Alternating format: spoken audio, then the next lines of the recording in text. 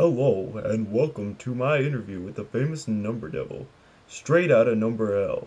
He's a genius, number-crunching madman who's here to teach us math. How are you today, Mr. Number Devil? I'm great, thanks for asking. What have you been up to since your famous visits with Robert?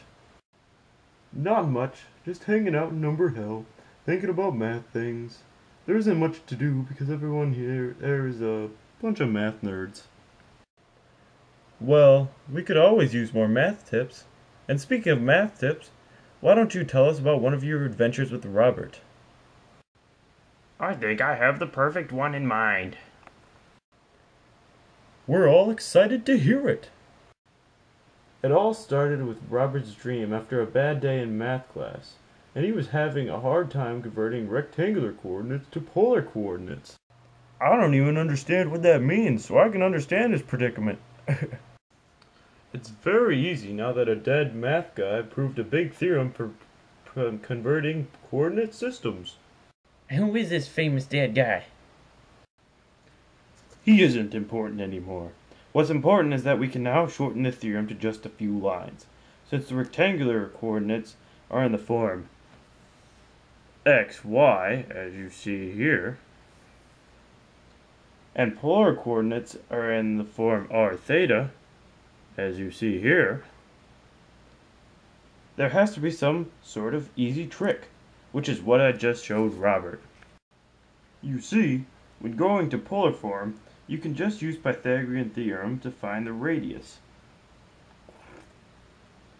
R equals the square root of x squared plus y squared. And finding theta is a little trickier, but not too hard. It's just theta equals the arctangent of y over x. Well, when you put it like that, it doesn't seem too bad. But how do you put it back to rectangular? Oh, that is even easier because of the dead guy.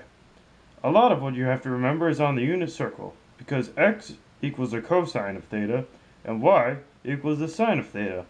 Now all you have to do is remember to multiply it by the radius, so it becomes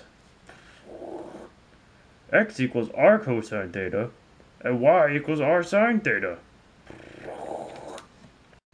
It all seems so easy now, but what if it's in the complex form of a plus bi, or r cosine theta plus I sine theta? That is the same basic concept, except with the little fancy I. You still have to find the radius and the theta in the same way, and once you do that, the form becomes